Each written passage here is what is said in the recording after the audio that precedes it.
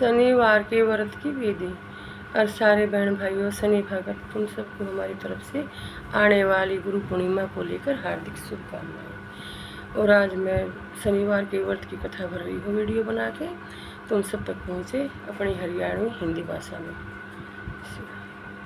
शनि भगवान हम सब पर अपना आशीर्वाद और कृपया दृष्टि बनाए रखें और सब कुछ बढ़िया रहे, बढ़िया रखें। और शनि भगवान न्याय के देवता हैं, इसलिए हमेशा नेकी पर चले और अपना ईमान बना कर रखें और अपनी महानता और अपने धर्म शास्त्र को बना कर रखें। बाकी सब भगवान पर छोड़ दें,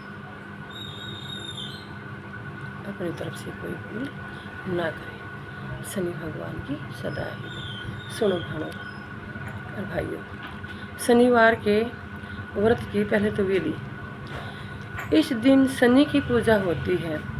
काला तिल, काले वस्त्र, तेल उड़द यानी सरसों का तेल, उड़द शनि को बहुत प्रिय है, इसलिए इनके द्वारा शनि की पूजा होती है। शनि की दशा को दूर करने के लिए यह व्रत किया जाता है। शनि स्तोत्र का पाठ भी विशेष लाभदायक सिद्ध होता है।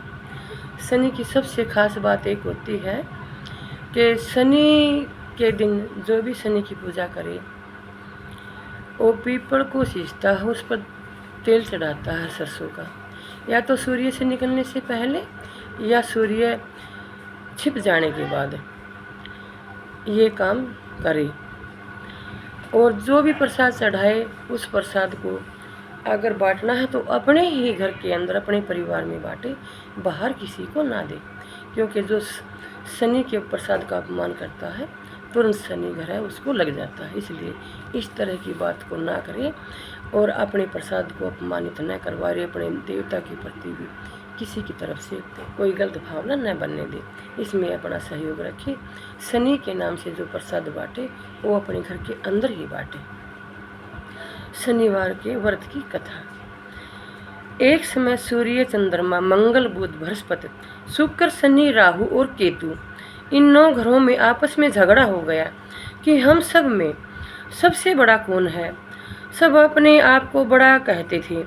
जब आपस में कोई निर्णय न हो सका तो सब के सब आपस में झगड़ते हुए इंद्र के पास गए और कहने लगे, आप देवताओं के राजा हैं, इसलिए आप हमारा न्याय करके बतलाइए कि हम 9 ग्रहों में सबसे बड़ा कौन है। राजा इंद्र उनका प्रश्न सुनकर घबरा गए और कहने लगे, मुझ में यह सामर्थ्य नहीं जो किसी को बड़ा या छोटा बताऊं। मैं अपने मुख से कुछ नहीं कह सकता। हाँ, एक उपाय हो सकता है।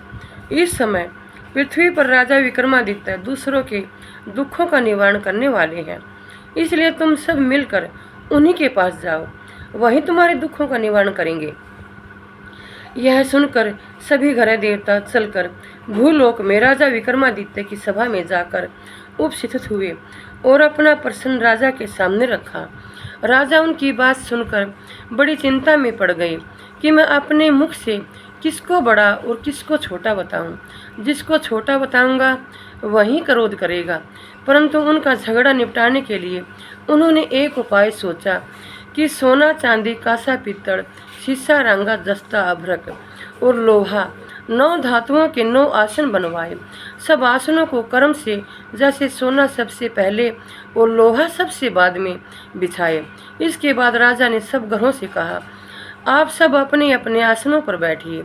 जिसका आसन सबसे आगे है वह सबसे बड़े और जिसका आसन सबसे पीछे वह सबसे छोटा जानिए। क्योंकि लोहा सबसे पीछे था और वह शनिदेव का आसन था, इसलिए शनिदेव ने समझ लिया कि राजा ने मुझको छोटा बना दिया है। इस पर शनिदेव को बड़ा क्रोध आया और कहा, राजा तू मेरे पराक्रम को नहीं जानता। सूर्य एक राशि पर 1 महीना, चंद्रमा 2.25 दिन, मंगल 1.5 महीना, बृहस्पति 13 दिन, बुध और शुक्र 1 महीने, परंतु मैं एक राशि पर 2.5 अथवा 7.5 साल तक रहता हूँ। बड़े बड़े देवताओं को भी मैंने भीषण दुख दिया है। राजन सुनो, राम जी को 7.5 आई तो वनवास हो गया और रावण पर आई तो राम और लक्ष्मण ने सेना लेकर लंका पर चढ़ाई कर दी, रावण कुल का नाश कर दिया। हे राजा, अब तुम सावधान रहना। राजा कहने लगा, जो कुछ भाग्य में होगा देखा जाएगा। उसके बाद अन्य ग्रह तो प्रसन्नता के साथ चले गए, परंतु शनिदेव बड़े क्रोध के साथ वहां से गए। कुछ काल व्यतीत होने पर जब राजा को 7.5 की दशा आई तो शनिदेव घोड़ों के सौदागर बनकर अनेक सुंदर घोड़ों के सहित राजा की राजधानी में आए। जब राजा ने सौदागर के आने की खबर सुनी तो अपने अश्वपाल को अच्छे अच्छे घोड़े खरीदने की आज्ञा दी। अश्वपाल ऐसी अच्छी नस्ल के घोड़े देखकर उनका मूल्य सुनकर चकित हो गया और तुरंत ही राजा को खबर दी। राजा उन घोड़ों को देखकर एक अच्छा सा घोड़ा चुनकर सवारी के लिए चढ़ा। राजा के घोड़े की पीठ पर चढ़ते ही घोड़ा जोर जोर से भागा। घोड़ा बहुत दूर एक बड़े जंगल में निकल गया। राजा को छोड़कर घोड़ा अंतर्धान हो गया। इसके बाद राजा अकेला जंगल में भटकता फिरता रहा। बहुत देर के बाद राजा ने भूख और प्यास से दुखी होकर भटकते भटकते एक गवाले को देखा। गवाले ने राजा को प्यास से व्याकुल देखकर पानी पिलाया। राजा की उंगली में एक अंगूठी थी। राजा ने वह अंगूठी निकालकर प्रसन्नता से गवाले को दे दी और शहर की ओर चल दिया। राजा शहर में पहुंचकर एक सेठ की दुकान पर जाकर बैठ गया और अपने आप को उज्जैन का रहने वाला तथा अपना नाम विक्का बताया। सेठ ने उसको एक कुलीन मनुष्य समझकर जल आदि पिलाया। भाग्यवश उस दिन सेठ की दुकान पर बिक्री बहुत अधिक हुई। तब सेठ उसको भाग्यवान पुरुष समझकर भोजन कराने के लिए अपने साथ ले गया। भोजन करते समय राजा ने आश्चर्य की बात देखी कि खूंटी पर हार लटक रहा है और वह खूंटी उस हार को निगल रही है। भोजन के बाद कमरे में आने पर जब सेठ को कमरे में हार न मिला तो सब ने यह निश्चय किया कि सिवाय विक्का के और कोई इस कमरे में नहीं आया, अतः अवश्य ही उसी ने हार चोरी किया है। परंतु विक्का ने कहा, हार मैंने नहीं लिया है। इस पर 5-7 आदमी इकट्ठे होकर उसको फौजदार के पास लाए। फौजदार ने उसको राजा के सामने उपस्थित कर दिया और कहा, यह आदमी तो भला प्रतीत होता है, चोर मालूम नहीं होता, परंतु सेठ का कहना है कि इसके सिवाय और कोई घर में नहीं आया ही नहीं, अवश्य ही चोरी इसी ने की है। तब राजा ने आज्ञा दी, इसके हाथ पैर काट कर चौरंगिया किया जाए। राजा की आज्ञा का तुरंत पालन किया गया और विक्का के हाथ पैर काट दिए गए। इस प्रकार कुछ काल व्यतीत होने पर एक तेली उसको अपने घर ले गया और कोल्हू पर बिठा दिया। विक्का उस पर बैठा हुआ अपनी जबान से बैल हाँकता रहा। शनि की दशा समाप्त हो गई और एक रात को वर्षा ऋतु के समय वह मल्हार राग गाने लगा। उसका गाना सुनकर उस शहर के राजा की कन्या उस राग पर मोहित हो गई और दासी को खबर लाने को भेजा कि शहर में कौन गा रहा है। दासी सारे शहर में फिरती फिरती क्या देखती है कि तेली के घर चौरंगिया राग गा रहा है। दासी ने महल में आकर राजकुमारी को सब वृत्तांत सुना दिया। बस उसी क्षण राजकुमारी ने अपने मन में यह प्रण कर लिया कि चाहे कुछ हो मुझे उस चौरंगिया के साथ विवाह करना है। प्रातःकाल होते ही जब दासी ने राजकुमारी को जगाना चाहा तो राजकुमारी अनशन व्रत लेकर पड़ी रही। तब दासी ने रानी के पास जाकर राजकुमारी के न उठने का वृत्तांत कहा।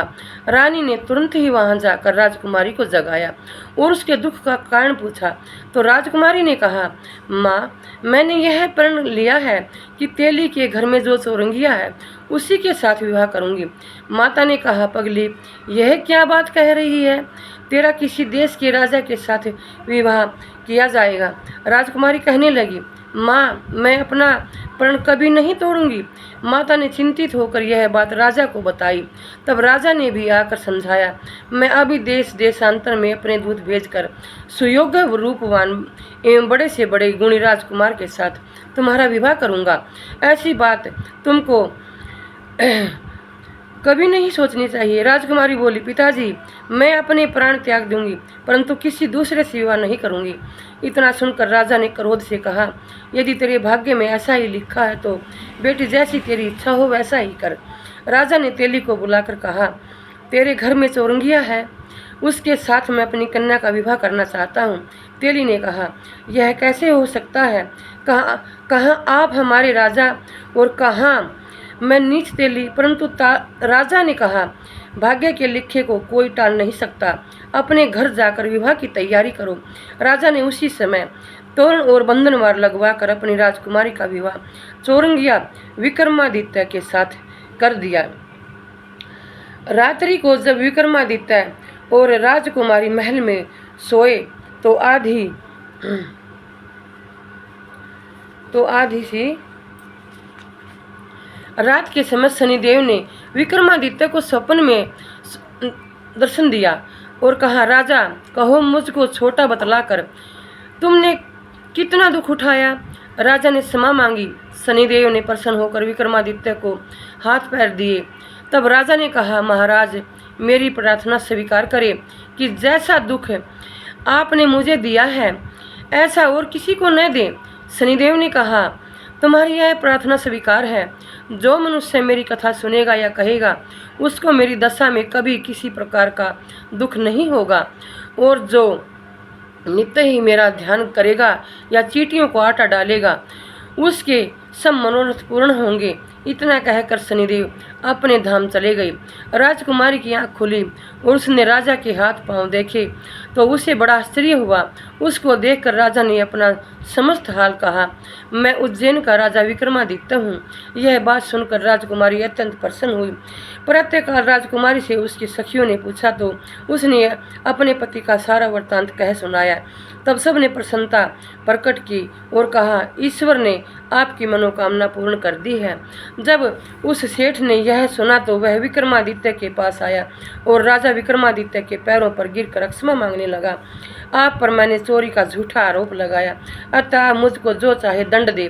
राजा ने कहा, मुझ पर शनिदेव का कोप था, इसी कारण यह सब दुख मुझको प्राप्त हुआ। इसमें तुम्हारा कोई दोष नहीं है।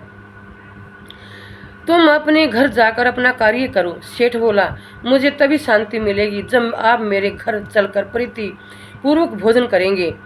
राजा ने कहा, जैसी आपकी मर्जी हो वैसा ही करे। सेठ ने अपने घर जाकर अनेक प्रकार के सुंदर भोजन बनवाए और राजा विक्रमादित्य को प्रीति भोज दिया। जिस समय वह भोजन कर रहे थे, एक अत्यंत आश्चर्य की बात सबको दिखाई दी। जो खूंटी पहले हार निगल गई थी वह अब हार उगल रही है। जब भोजन समाप्त हो गया तो सेठ ने हाथ जोड़कर बहुत सी मोहर